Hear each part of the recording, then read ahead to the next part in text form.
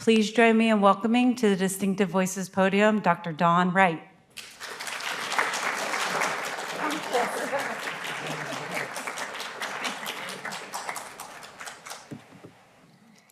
Thank you so much, Jennifer, and I am absolutely delighted to be here this evening. Thank you all for coming out. I don't know about you, but when it gets dark at 5 o'clock, I just shut down. So I am so thankful that all of you made the effort to come out tonight. And to those who are online, welcome, and I hope that you enjoy the presentation. What I'm going to be talking about is several different topics, actually, but I'm really going to focus on maps and on geography. I am a geographer by training, and it's wonderful to have geography as a discipline in the national academies. You know, as a geographer, this is not about state capitals. It's not about places on maps, although that's very, very important, especially given what's going on with our elections recently. You know, every place, every election counts. Geography is really much, much broader than that. It's often termed the science of our world, and because it's cross-disciplinary, it covers both the physical and the social sciences. Some of the humanities are involved in geography as well, especially in terms of digital humanities. It's really like a scientific lens for seeing and for integrating and for understanding our world and for all of the people in it. And it's wonderful, I think, that maps are the language. Maps are the common language of geography. Maps are actually the common language of the sciences, I believe. They play a really important role in how we understand, how we perceive, how we even dream about things. And we know that maps have provided a wonderful tool for us to understand the world throughout all of civilization as we know it. So some of you may enjoy looking at ancient maps. I certainly enjoy that as well. And it's amazing to hear all of the stories of how things have actually been mapped through time. Now, thinking about the ocean, I am going to talk quite a bit about the ocean.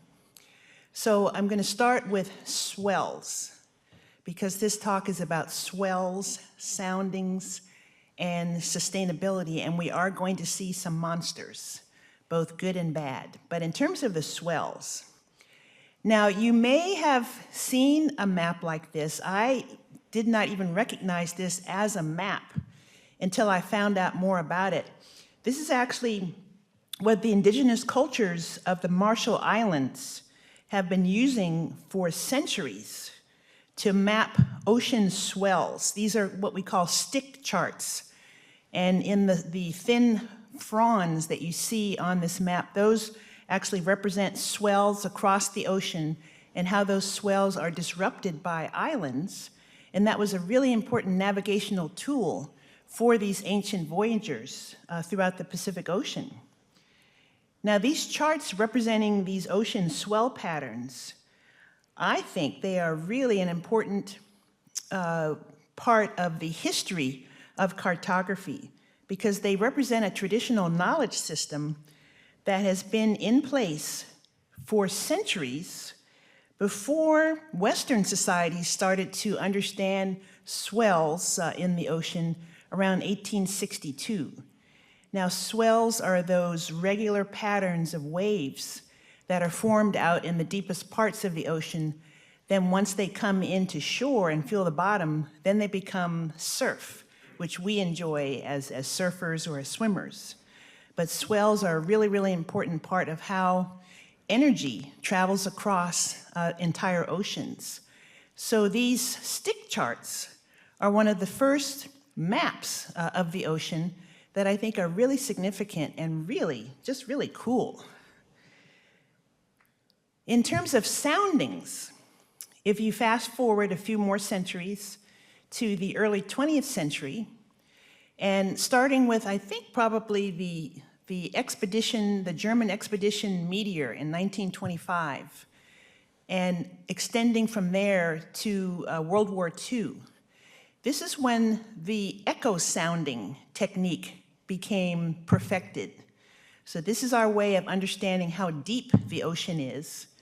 And the Meteor expedition in particular developed the technology behind the single beam echo sounding system. And it's a very simple principle. It's used by whales and dolphins. It's used by all of the modern systems that we use now to map the oceans. It's the idea of using the energy of sound. And you send a pulse of sound to your target, in this case to the ocean floor. That pulse returns to the instrument from which you sent it, and you measure the amount of time that it takes for that pulse to leave the instrument, go down to the ocean, and come back. You make adjustments for the water that the pulse is traveling through in terms of especially temperature and salinity, because that affects the speed of sound. And you turn that travel time into a distance. And you have enough of these soundings that you can you can unveil the topography of the ocean floor. And what you see in this diagram here, or this illustration, is how a ship is using a single beam system to illuminate this part of the ocean floor. I'll get my mouse going here. So this is a single swath of soundings. Now, it takes a long time to gather enough data for all of the black areas to be filled in. And one of the things that happened later on in the 20th century that was so remarkable for those of us who are ocean geographers or cartographers of the ocean is the work of Marie Tharp, Bruce Heezen, and Heinrich Beran. Heezen and Tharp, you may have seen this map, which appeared in the National Geographic. It's a very famous map now. It was developed from single beam soundings. Single soundings. It looks as though we have the whole area of the ocean covered with beautiful data. There are a lot of inaccuracies in this map. But one of the things that made this map so significant was the collaboration with Heinrich Beran, who's an Austrian. He was an Austrian painter. And the beauty of this map and the way that the Mid-Atlantic Ridge, this major seafloor spreading feature that runs through the North Atlantic and South Atlantic Oceans, it just pops out at you. And this map has really affected so many people. It's a work of scientific accomplishment, but it's also a work of art that is very, very famous. It's also a way of thinking about the ocean with all the water drained off. This is I'm so bored with maps of the ocean that are just blue. They are missing all of the action. They're missing the point here. You take away all the water, and this is what you get. Now, we're able to make much better maps, and this map was produced in 1968. Remarkable for the level and the resolution of data that they had, and they had to use a lot of guesswork, a lot of interpolation. Marie Tharp especially literally invented the field of marine cartography in making a map like this, and she made huge contributions to the understanding of the mechanisms behind plate tectonics. In fact, thinking of soundings, the story of her life is written by Hallie Felt, and the book is called Soundings, and I would highly recommend it. It is a page-turner. It is the story of this. It may be similar to Rosalind Franklin, who we are now recognizing along with Watson and Crick for the work that she did on DNA. Marie Tharp is in that category for oceanography. She's one of my heroines, so I could go on, so I think I better keep going. But after the 1960s and 70s, moving into the 80s, the technology of mapping, of collecting soundings, advanced to multi-beam systems. So instead of just one pulse of sound coming from an instrument, you have a whole array of these soundings moving across a much broader swath. And you can see the difference between this picture. It's the same research vessel as this vessel over here, but see the difference between a single beam and a multi-beam. So much more of the seafloor is elucidated with that single swath. And all of a sudden, here is a beautiful mountain chain that is revealed just with one swath of data collection. So it's a lot easier now to cover broader areas of the seafloor with these ships.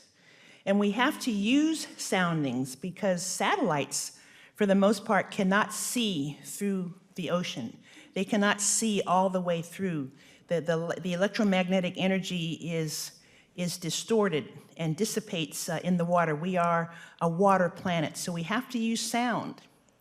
This is why we admire whales and dolphins, because that's how they communicate. It's the same type of echo-sounding, echolocation principle.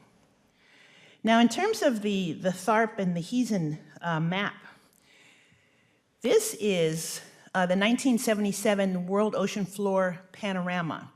This is my favorite map in all of the world.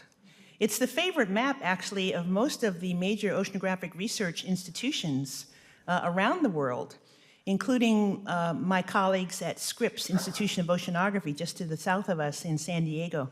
Most institutions, even though this is a 1977 map, and we have much more accurate maps.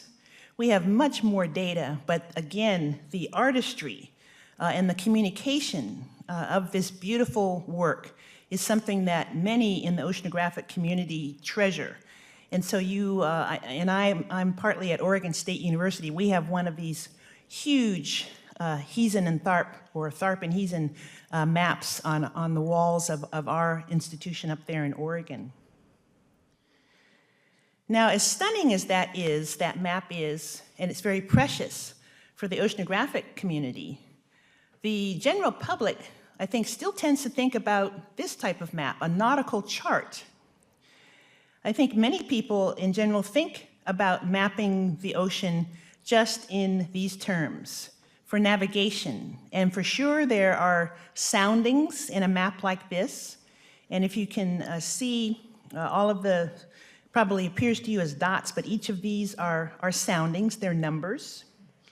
But there are also a lot of other important information that's on a map like this.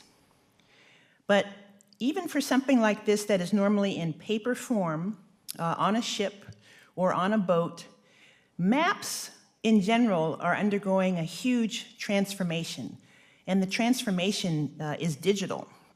So for instance, going again to my friends at Scripps Institution of Oceanography, their flagship research vessel is called the Sally Ride. I don't know what it is about oceanographers who name vessels after astronauts.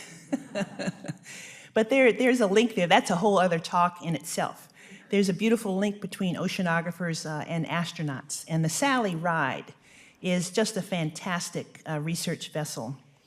And what you're looking at here is the bridge of the Sally Ride, the back part of the bridge, the chart room. Now, normally the chart room on the bridge of a research vessel is filled with paper charts. But the Sally Ride is a fairly new research vessel. It's extremely modern. And what you're looking at beneath the yellow arrow is their charts. This is what they basically have. What the captain has is that this is a humongous iPad. And all of the navigational charts are on this electronic tablet, this giant electronic tablet. And I think this is emblematic of the transformation that's taking place across all fields that use maps, which is basically everywhere. So if we return to the 1977 World Ocean Panorama of Marie Tharp and Bruce Heezen, what we have done at Esri, the mapping company that I work for, we have been inspired by Marie Tharp's work, and we have taken that map and we have transformed it into something that is interactive. This is what we call our ocean base map. And if you're welcome to take pictures of any of these slides. I'm going to show everything that's open, and if you're online, I hope you're screenshotting everything that you would like, that you're interested in. If you go to the web address that's at the top of this map here, you can interact with this map. It is live, it is interactive, and we have new high-resolution data that are continually being added to this map. And the data exist as a web service. So these are data sets that are served through the cloud to the web. And so you can experience this on your phone, on a tablet, just anywhere that's electronic. As well as you can print this out and put this on your wall as well. But what we're talking about here are not the maps on your wall or in your glove compartment. Or as we say, these are not your grandmother's or your grandfather's maps. These are maps that are smarter, they're intelligent, they're linked to databases and sophisticated algorithms, including artificial intelligence. And you can overlay on top of these base maps any number of interesting things. They can be points or lines or polygons. These are what we call layers. And what you're looking at here is a numerical simulation that has been transposed on this ocean base map. It is a simulation by the University of Hawaii of the estimated 1.5 million tons of debris that were sent across the Pacific after the 2011 Tohoku Oki earthquake and resulting tsunami. So what you see on the bottom are debris. In fact, on the far left, this is an entire dock that made its way all across the Pacific from Japan, from that area to Newport, Oregon, and washed up on the beach. This particular boat, which by the way is encrusted with species that are invasive to the Oregon coast, so as soon as these things arrived, the Oregon Department of Fish and Wildlife had to come out with blowtorches and kill these organisms so that they wouldn't, they don't belong on the other side of the Pacific. So they had to make sure not to cause an invasive species event from these items. At any rate, these are new kinds of maps that are really amazing. They can tell time, they can process events through space and time with statistics and various kinds of numerical models, such as what you're seeing on the screen. They can send alerts to your computer or to your tablet if something enters an area of interest. In fact, we call this phenomenon geofencing.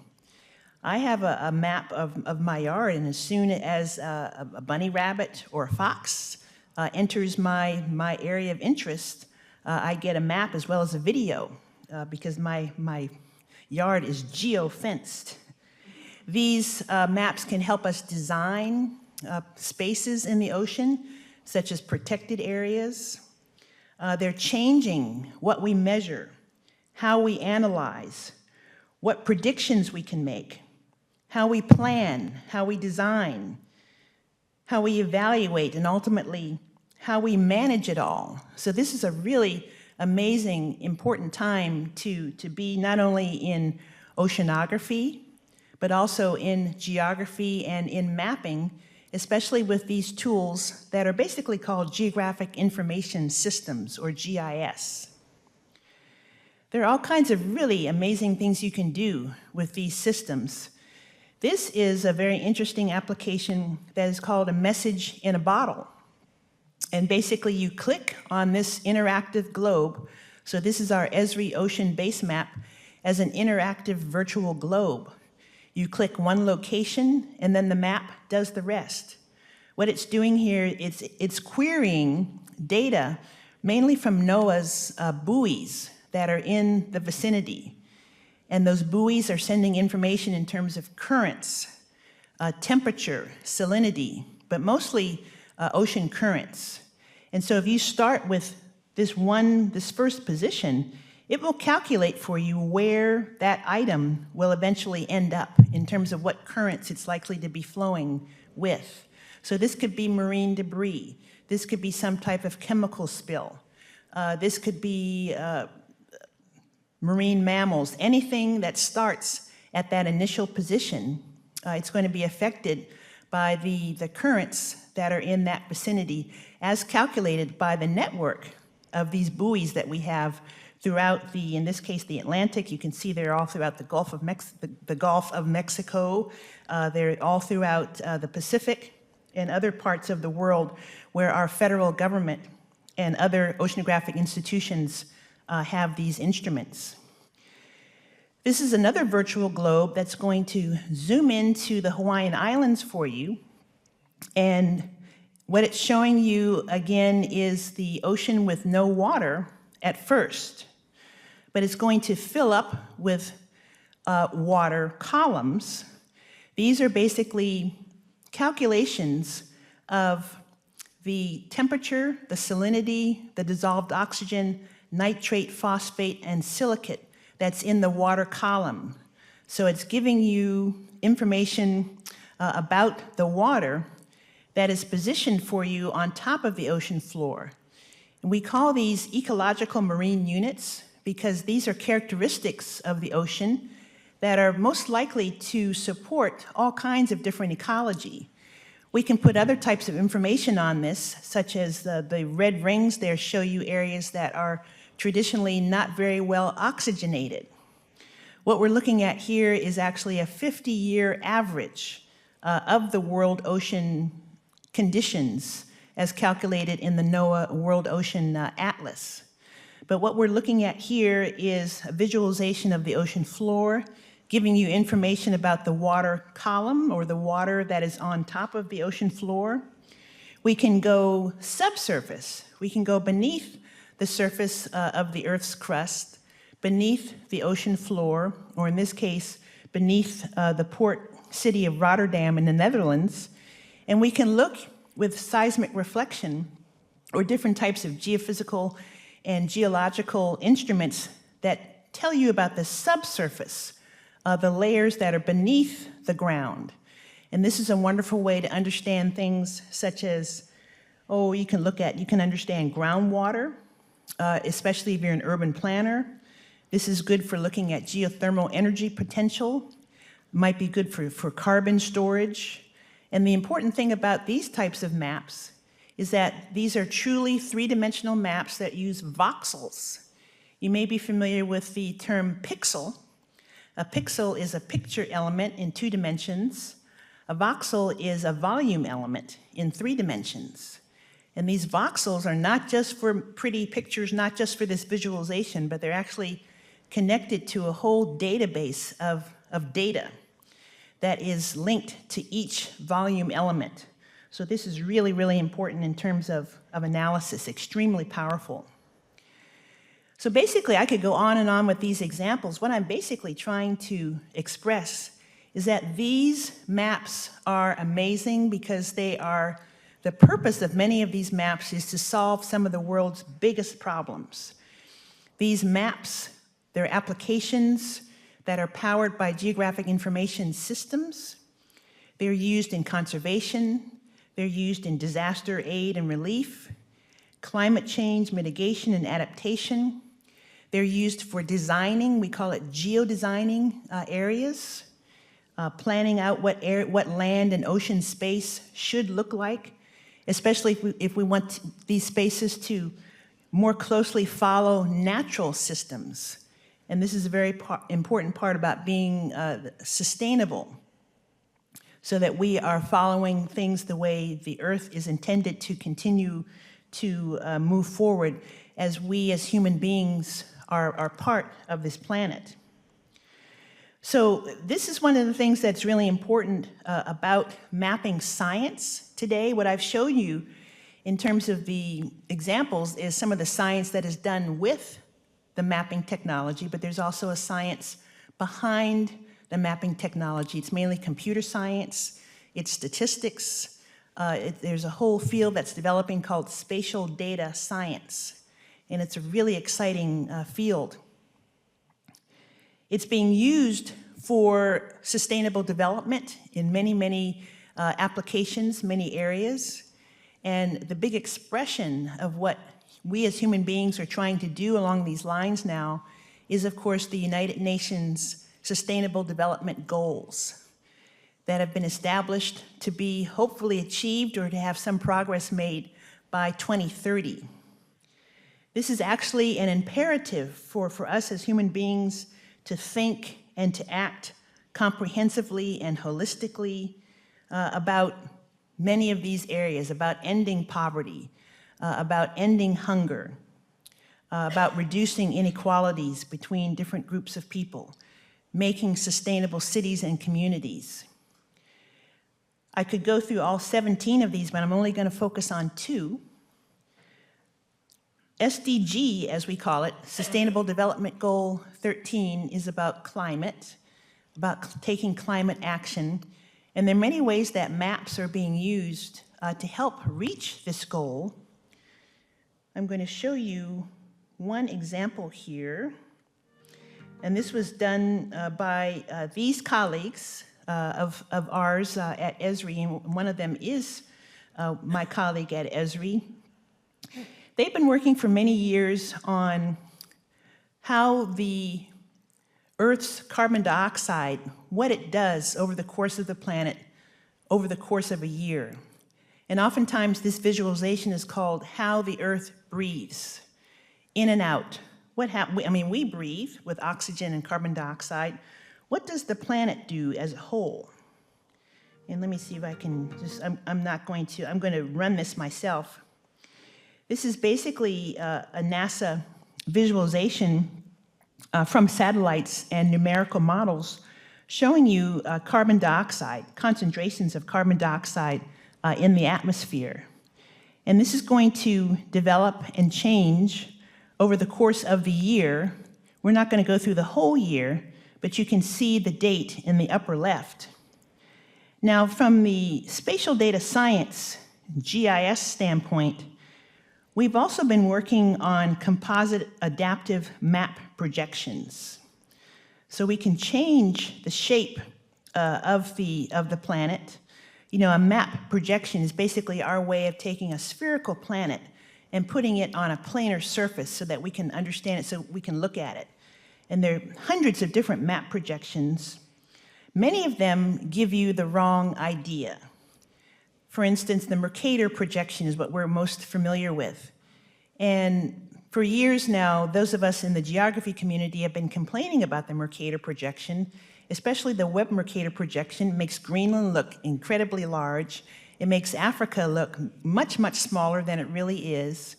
The idea of being able to adapt between different shapes in terms of these projections is really, really important for displaying and understanding and analyzing data, especially on a global scale.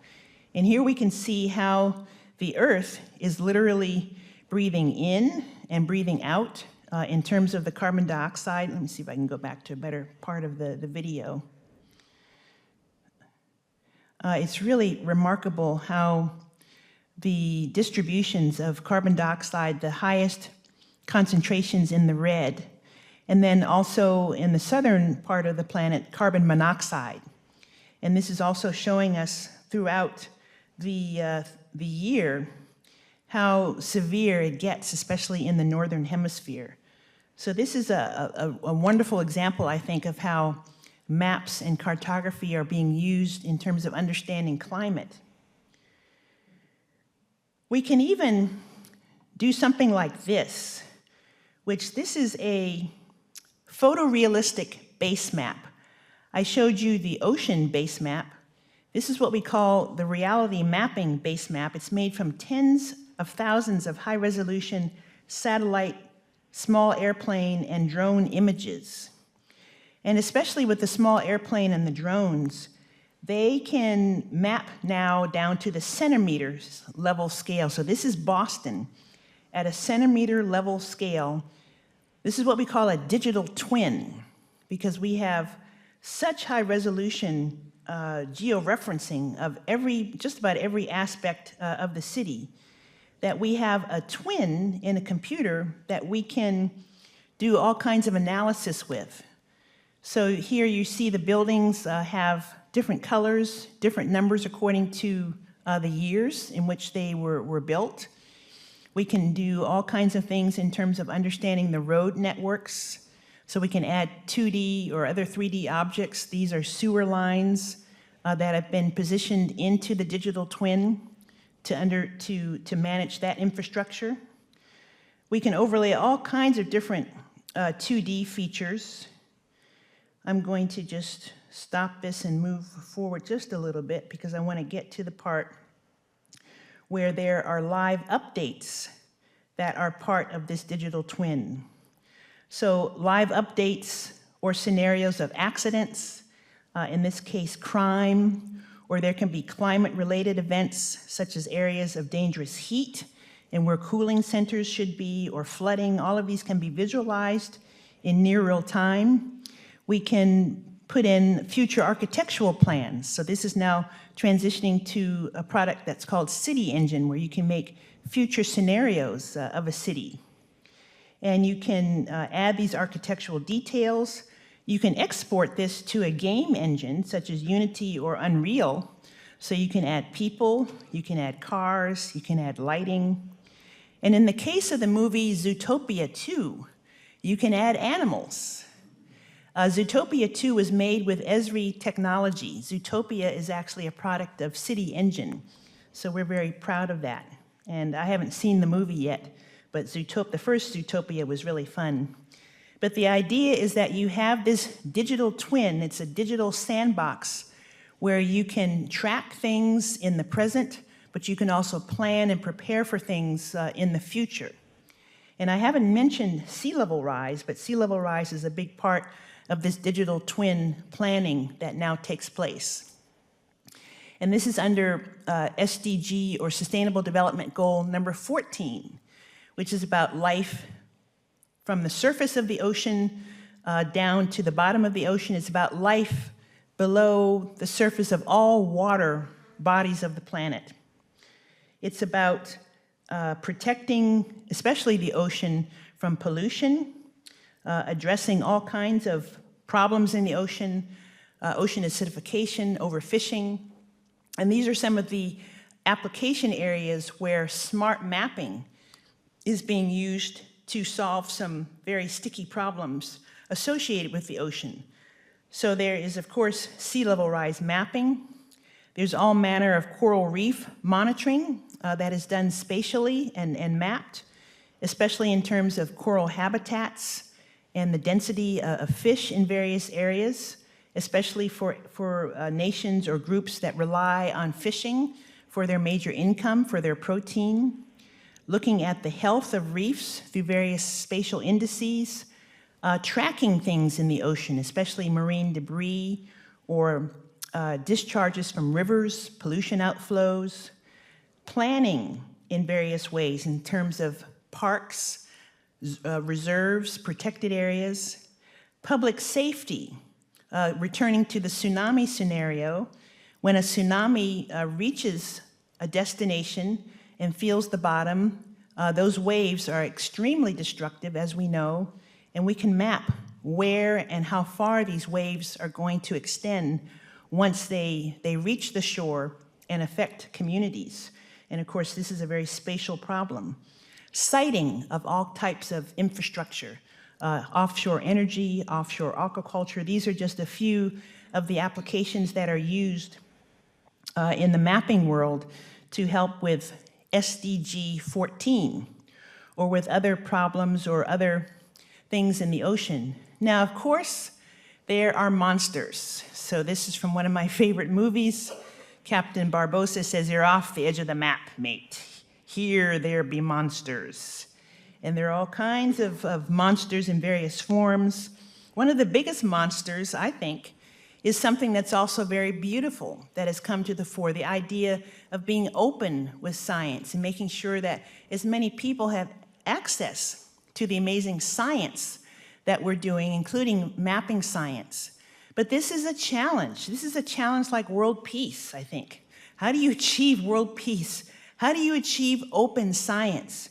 And you're looking here in this very busy slide at the 6 pillars of open science that have been determined by the International Research Data Alliance.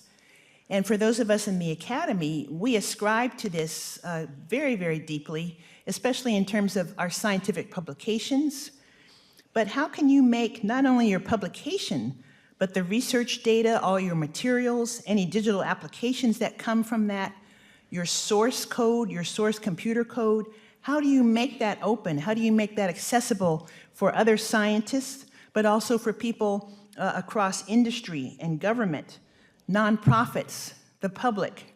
How do you do all that so that you are finally reasserting science as a global public good that helps people, that solves problems, that uncovers mysteries for sure, but that makes it better for all of us on the planet to live? To me, that's the purpose of science. From a digital standpoint, many of us are working on making these things open through different types of computer services, making sure that the data are open. There is the principle of fair data, findable, accessible, interoperable, reusable. Some people add ethical to that, and I forget what the other R is, but it's fairer. We're going even better. And there are organizations that exist for these purposes. These are open science organizations, which I think are some of the true heroes of science. The Research Data Alliance and ESIP, the Earth Science Information Partnership that you see up here in the upper left, those are general organizations that work with all kinds of scientific disciplines. The ones in the lower right are organizations that are working primarily on oceanographic and atmospheric data and the special problems of those communities. And Atlantos here, Atlantos is an actual ocean observatory that is doing very well with the sharing of their data.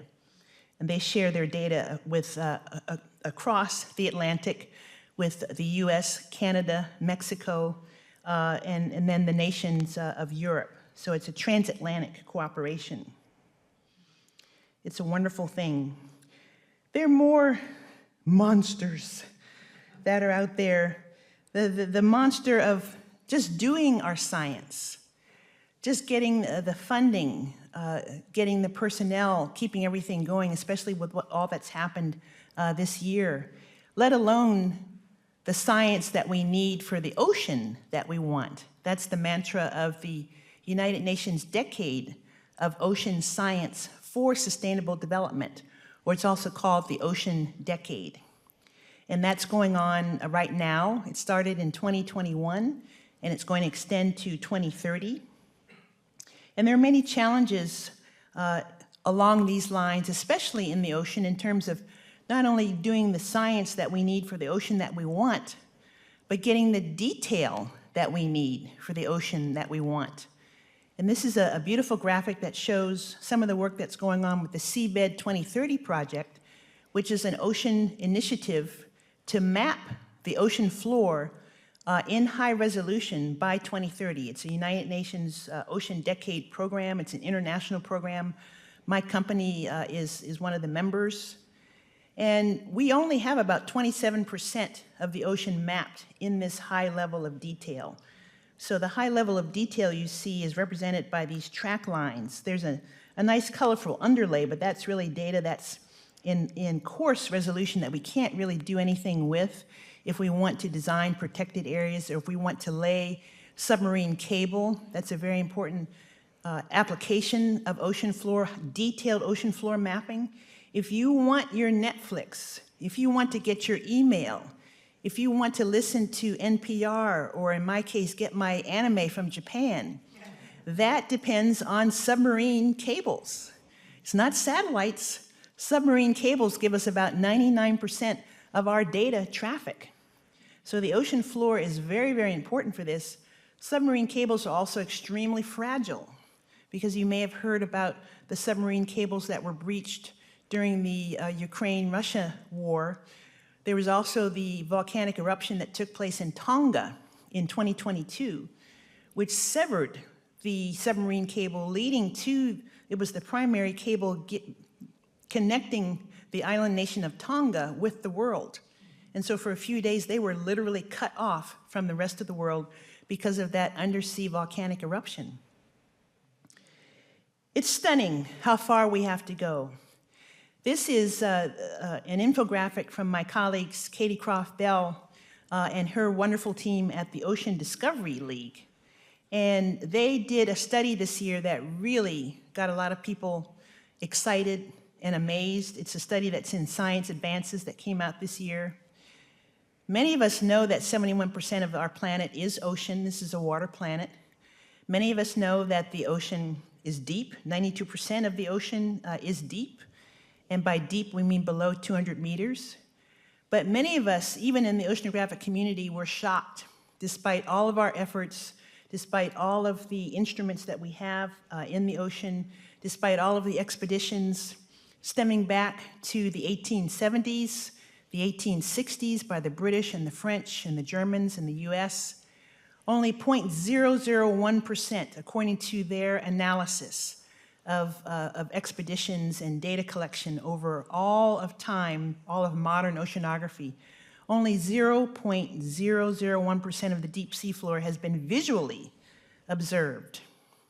Now we have 27% of the deep seafloor mapped in high resolution, and by high resolution, I mean about the same resolution as a contour map of Joshua Tree National Park, for instance. But visual, we are trying to solve so many problems. We're trying to understand how not to overfish. We have so many needs in terms of our defense, our national defense. In a way, we're still so blind. So onward we go with trying to understand our own planet. And I wanted to just give you a little snippet, a little dispatch from the field in terms of part of the 0.001% that my colleagues and I were able to visually assess and to study in Challenger Deep, which is in the western part of the Pacific. So here's a reference map for you. And this scar here, this curved area, is the Mariana Trench. It's the deepest trench on the planet. It's a place where the Pacific plate is colliding with the Philippine Sea plate. And this box here is the deepest part of the Mariana Trench, which is called Challenger Deep. And amazingly, it was discovered in 1872 by the HMS Challenger, this British ship that by chance they had a big chunk of lead and threw enough line overboard. The line kept going and going and going until it got down to nearly 7 miles. And lo and behold, they made the definitive measurement of the deepest place on the planet. And it kept getting confirmed with modern mapping technologies that they did it on the first try. They found the deepest spot. That in and of itself is an amazing story. This is another type of map that I really love. This is my colleague John Nelson, one of our cartographic stars at Esri. This is his invention. It's a fishbowl. He calls it fishbowl cartography because he's giving you a map of the ocean floor. This is a map of Challenger Deep, but he's giving you also a depiction of the sea surface. And he's also showing you the tectonic activity here, which is why Challenger Deep is so deep. The Pacific plate diving underneath the Philippine Sea plate. He's also giving you some perspective in terms of depth. This little line here, this illuminated line, is if you stuck the Grand Canyon into this part of the ocean, it would only extend this far.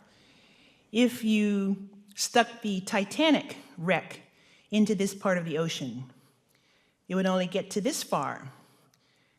You have to go all the way down so much farther to get to where my colleague and I went in 2022. There are actually 3 depressions in Challenger Deep: the eastern, central, and western pools.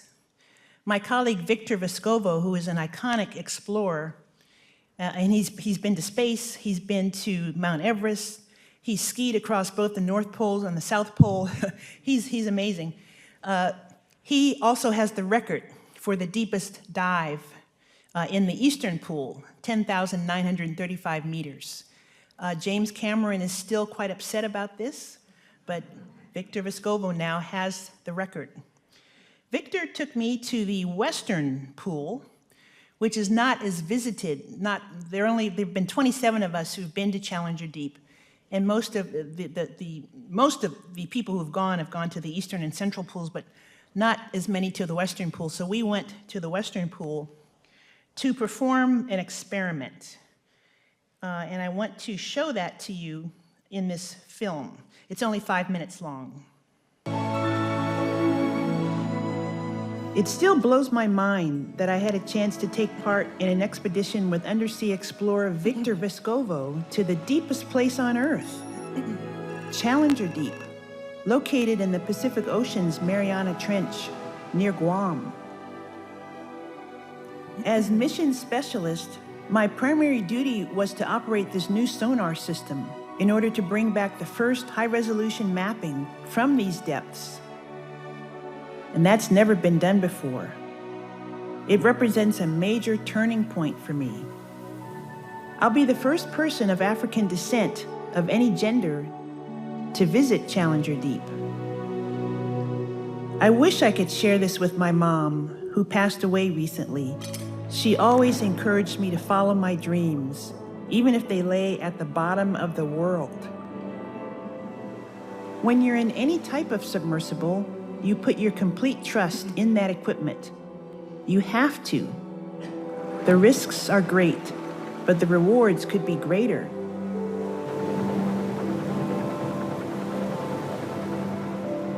As you go down, you go through the twilight zone, when all of the light goes away and it's complete darkness. You sit quietly.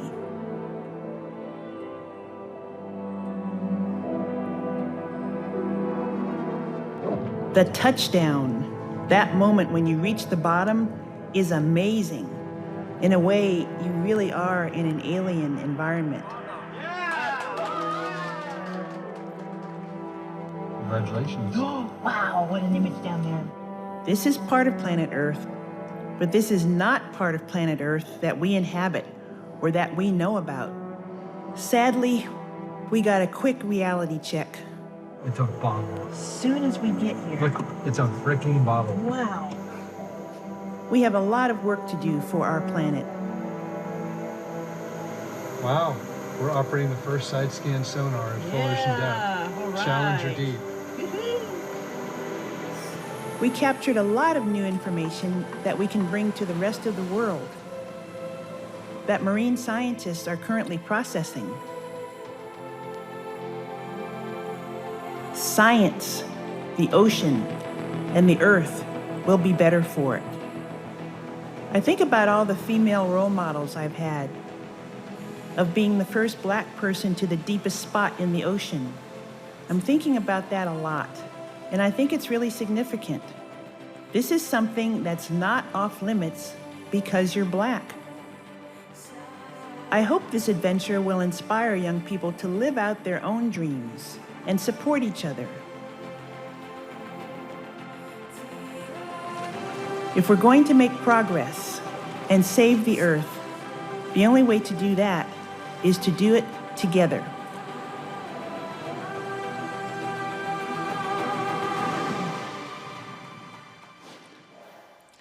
So, thank you.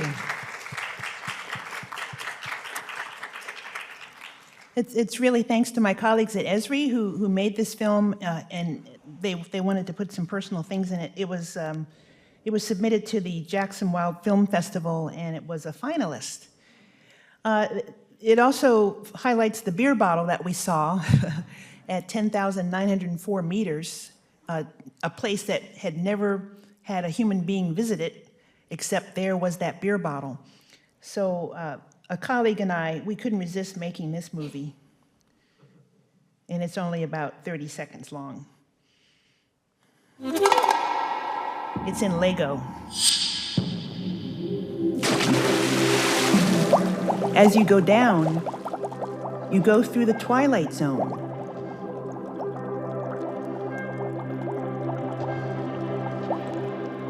That moment when you reach the bottom is amazing. Congratulations. Oh, wow, what an image down there. Oh, it looks like a lightsaber. It's a bobble. As soon as we get here. Look, it's a freaking bobble. Wow. We got a quick reality check.